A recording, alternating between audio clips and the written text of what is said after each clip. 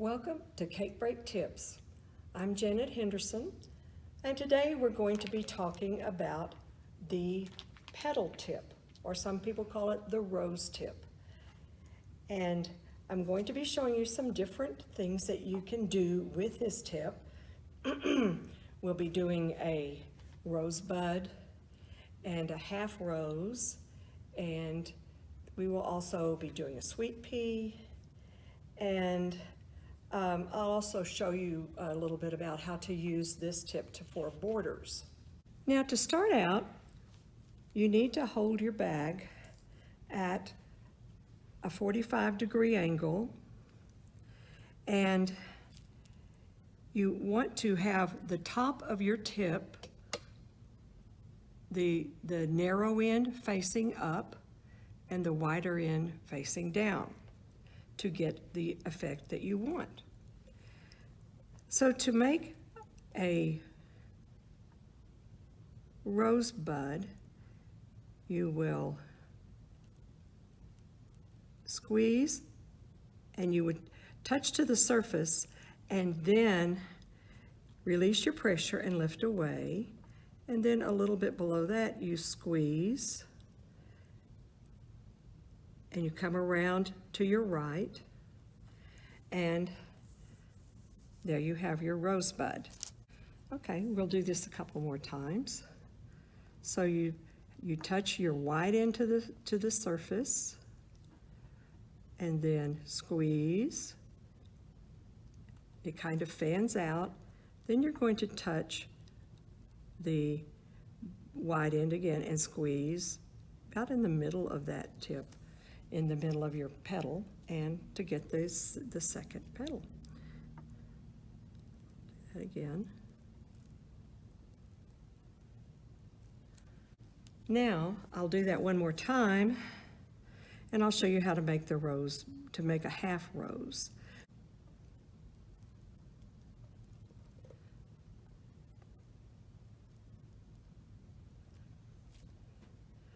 Now, to make it a half rose, you will come back on the left side, again, touching your tip to the surface, but you have the narrow at the top, and then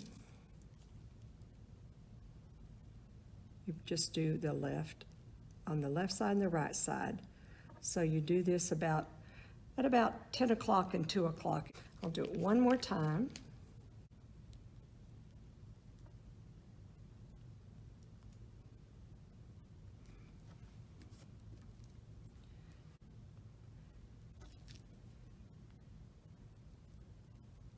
Do 10 o'clock and 2 o'clock. Okay, so there you have these, you have your rosebuds and your half roses. Now what I'm going to do is come back with our round tip that we have used for writing and outlining, and I'm just going to add a bit of a stem. And so basically you just start squeezing and pull it on down. Then we're going to make it even more realistic. We're going to add the sepals, which is like the pod that holds the rose before it blooms. And so you're going to squeeze here and pull out. Touch to the surface and release your pressure, but this time, sometimes when we're talking about, you stop your pressure and so you don't want it to pull out, but you do want this to have more three-dimensional, so you're going to pull it out so that it's facing, so that it's pointed. It's more pointed looking. Same principle too for the half rose. It's a little larger, so that's how you would put that in. And then again,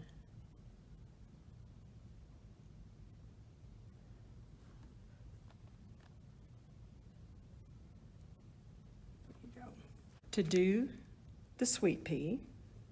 One is that you will have a main petal, and then you will have 3 petals coming out from that.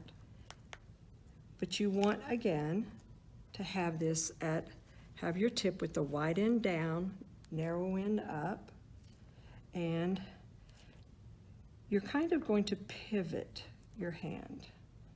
So this might take some practice, but you're going to squeeze and pivot so that you have just a single petal here.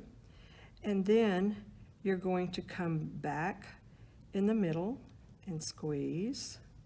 And then you're going to come off to the side and squeeze. Again, a 10 o'clock, 2 o'clock motion.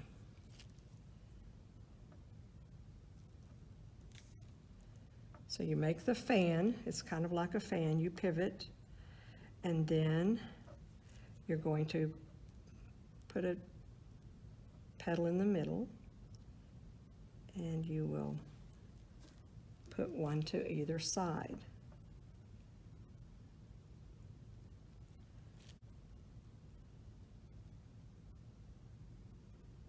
There is also another way to make the sweet pea. Different people have different techniques, and you may figure out your own that you like even better. But again, this one is 3 petals, and so you will start squeezing and move up slightly. And this is kind of a fast, once you start practicing, and once you get it down, you squeeze, move up and down. So you're using heavy pressure to move it up and get some volume to it, and then you're going to do the same thing here. Squeeze, move up, and then same kind of idea here. Squeeze and move it up slightly so that it looks like that. Another thing that you can do with your petal tip, your rose tip, you can also use it to make for your borders around your cake. So I'm going to show you how to do a ruffle border, and it takes a little practice, but it involves, an up and down motion kind of with your hand. This time it is facing down. I'm going to touch the tip to the surface, and I'm keeping the narrow end of the tip up so that so it will be raised off the cake a little bit, and I'm touching it to the side, to this line that I've drawn, and you just use a kind of a zigzag jiggling motion to make it look ruffled.